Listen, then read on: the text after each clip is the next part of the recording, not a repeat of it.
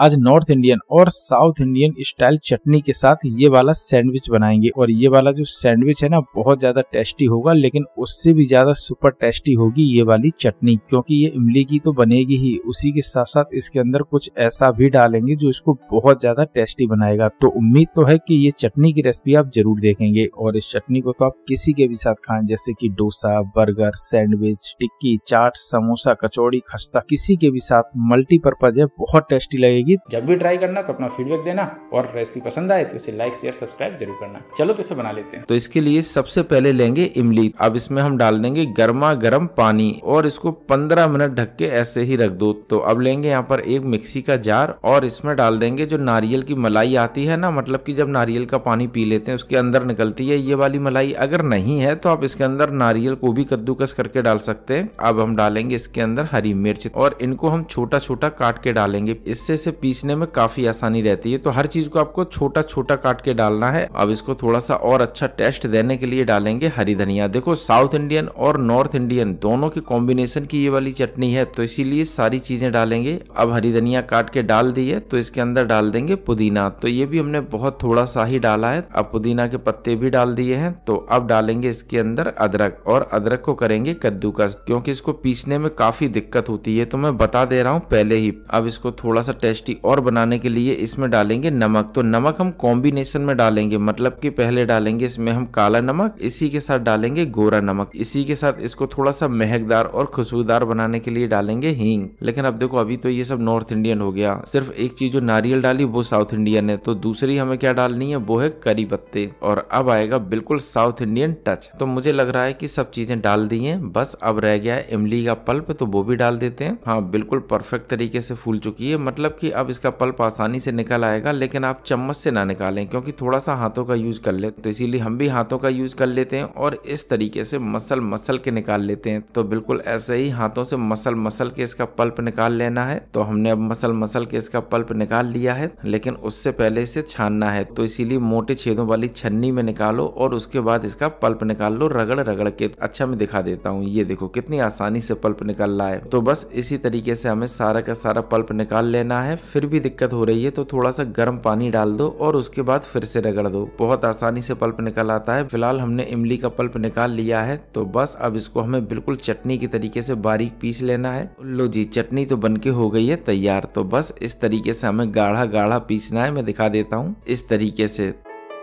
इमली की चटनी बन चुकी है, तो अब सैंडविच भी बना लेते हैं। तो लेंगे एक पैन और इसमें डाल देंगे घी। आप चाहें तो इसे घी या मक्खन किसी से भी बना सकते हैं, फिलहाल हम तो इसे घी में ही बनाएंगे। घी गर्म हो चुका है तो इसमें डाल देंगे साबुत लाल मिर्च, लेकिन इसको तोड़कर डालेंगे। और एक देखो पहले ही टपक गई, खैर इसे हम बाद में तोड़ेंगे, अभी तो हम जैसा चल रहा है वैसे ही चलने देंगे। अब मिर्च को हल्का सा भून लिया है, तो इसके अंदर डाल देंगे सबसे पहले क्रश यानी कि कुचली हुई साबुत धनिया, इसी के साथ डालेंगे इसमें थोड़ी सी सौंफ। अब इसके अंदर जीरा डाल देंगे और इन सभी को भून लेंगे। तो बहुत ज्यादा क्वांटिटी नहीं रखनी है क्योंकि बहुत ज्यादा बना भी नहीं रहे हैं। अब इनको हल्का सा भून लिया है, तो इसमें डाल देंगे उबले हुए आलू। और आलू हमने थोड़े से बड़े बड़े तोड़े हैं क्योंकि पहले हम इसे भूनेंगे और बाद में करेंगे प्रोटेप। अब इसके अंदर हल्की सी हींग भी डाल देंगे और अब इन सभी को अच्छी तरीके से मीडियम फ्लेम पर भूनेंगे। तो देखो जितनी अच्छी तरीके से आलू भुनेगा उतना ही टेस्टी बनेगा। तो भूनने में कंजूसी मत करो, बढ़िया तरीके से भून लो। लेकिन एक साबुत लाल मिर्च इसके अंदर गिर गई थी, तो इसको उठा के भी तोड़ तोड़ के डाल देंगे, क्योंकि साबुत आएगी ना तो मजा नहीं आएगा। लेकिन आलू को भूनने से पहले ही इसमें थोड़े से मसाले भी ऐड कर देंगे, वो आलू के साथ ही भुन जाएंगे इसीलिए। तो सबसे पहले डालेंगे इसके अंदर सब्जी मसाला, इसी के साथ डालेंगे थोड़ा सा ही धनिया पाउडर। अब डालेंगे थोड़ा सा ही हल्दी पाउडर। अब इसके अंदर थोड़ी सी लाल मिर्च पाउडर भी डाल देंगे। तो लगभग मैंने 1/4 चम्मच सारी चीजें डाली होंगी। इसी के साथ डाल देंगे इसके अंदर गरम मसाला, इसी के साथ इसके अंदर डाल देंगे सफेद नमक, मतलब की जो रेगुलर नमक होता है वो। इसी के साथ डाल देंगे इसके अंदर थोड़ा सा काला नमक। तो देखो दोनों का कॉम्बिनेशन डालो, मस्त स्वाद आता है। अब मसाले डाल दिए हैं तो इनको अच्छी तरीके से भून लेंगे। तो एकदम बढ़िया तरीके से मीडियम टू हाई फ्लेम पर भूनो, क्योंकि जितनी अच्छी तरीके से आलू भुनेगा उतना ही टेस्टी बनेगा। और मुझे लग रहा है कि 4 मिनट हो चुके हैं आलू को भूनते भूनते, और आलू बढ़िया तरीके से भुन चुका है। अब इसके अंदर डाल देंगे बारीक कटी हुई हरी धनिया, और इसे सबसे लास्ट में डालना है। इसी के साथ इसके स्वाद को बढ़ाने के लिए डालेंगे आमचूर पाउडर। तो देखो ये जरूर डालें,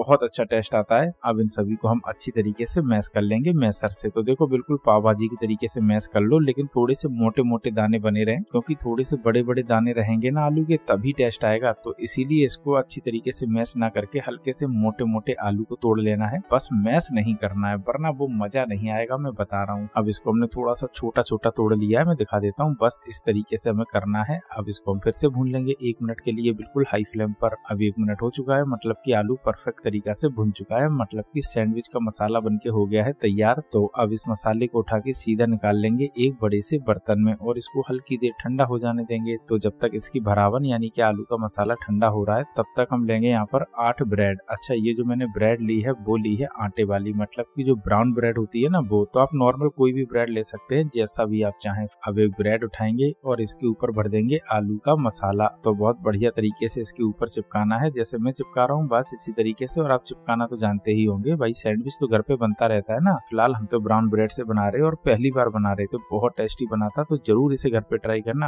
अब आलू हमने भर लिया है, तो थोड़े से स्वाद को बढ़ा देते हैं। तो इसके ऊपर डाल देंगे प्याज बिल्कुल बारीक कटे हुए। वैसे आप बताओ, आपको जो स्लाइस में होते हैं प्याज वो सैंडविच पर अच्छे लगते हैं या फिर इस तरीके से बिल्कुल छोटे छोटे कटे हुए? कमेंट करके जरूर बताना। फिलहाल इसके ऊपर छोटे कटे हुए टमाटर भी रख देते हैं और अब डाल देंगे थोड़ी सी हरी मिर्च, जो कि इधर उधर लुढ़क रही है। खैर बहुत ज्यादा हो भी गई थी तो थोड़ी सी ही डालनी थी। अब इसके ऊपर बारीक कटी हुई हरी धनिया भी रख देंगे और दूसरी वाली ब्रेड से इसको कर देंगे पैक बढ़िया तरीके से दाब के। इससे क्या है कि दोनों आपस में चिपक जाएंगे और फिर छूटेंगे नहीं, तो इसीलिए बढ़िया तरीके से दाब लो। लेकिन मुझे थोड़ी सी कमी लग रही है, तो इसीलिए हम दूसरी तरीके से भी भरेंगे ताकि आपकी आपस में चिपक जाए और बिल्कुल भी ना खुले। तो इसके लिए क्या करना, कुछ नहीं, फिर से ब्रेड लेनी है और इसके ऊपर भर देना है पहले आलू का मसाला बढ़िया तरीके से। और अब इसके ऊपर प्याज लगा लेंगे बिल्कुल बारीक कटी हुई। इसी के साथ इसके ऊपर बारीक कटे हुए टमाटर भी रख देंगे, जो कि 2-4 है। अब इसके ऊपर हल्की सी हरी मिर्ची भी डाल देंगे, जो कि इस पर टिक नहीं रही है, लेकिन हम हल्की फुल्की टिका ही लेंगे। अब इसके ऊपर हम डाल देंगे हल्की सी हरी धनिया बारीक कटी हुई और अब लेंगे दूसरी वाली ब्रेड और इस पर भी लगाएंगे हम आलू का मसाला। इससे क्या है कि आलू ऊपर और नीचे दोनों साइड से बढ़िया तरीके से चिपक जाएगा, मतलब कि फेविकोल का बढ़िया जोड़ हो जाएगा। तो फेविकोल का जोड़ बना लो और इस तरीके से दोनों साइड पर आलू का मसाला लगा लो। अब इसको बढ़िया तरीके से दाब दाब कर चिपका लेते हैं। लो जी, सैंडविच तो बन चुके हैं, तो इन्हें सेंक लेते हैं। तो अब इस मक्खन को लगाएंगे सबसे पहले तवे के ऊपर, तो बढ़िया तरीके से फैला लेते हैं और एक एक करके सारी की सारी सैंडविच को रख देते हैं। तो इस तरीके से रखना है। अब हम दूसरी भी लेंगे और फिर से इस तरीके से मक्खन के ऊपर अच्छी तरीके से फैला लेंगे। इसी तरीके से सारी की सारी ब्रेडों पर मक्खन लगा लेना है। तो अब हमने सारी सारी ब्रेडों पर मक्खन लगा लिया है, तो फिर से हम लगाएंगे पलटकर इनके ऊपर मक्खन। तो थोड़ी देर इन्हें हम सिकने देंगे। अब ब्रेड के दूसरी साइड पर भी हम मक्खन लगा लेंगे। तो बस उठाएंगे ब्रेड को और इस तरीके से लगाएंगे। मक्खन कम पड़ गया तो थोड़ा सा और डाल देंगे और बढ़िया तरीके से दूसरी साइड भी सैंडविच सेंक लेंगे। तो आप अपने हिसाब से मक्खन रखो। बहरहाल मैंने तो थोड़ा सा ज्यादा मक्खन लग गया था और मुझे पता भी है, खैर आप कम लगाना।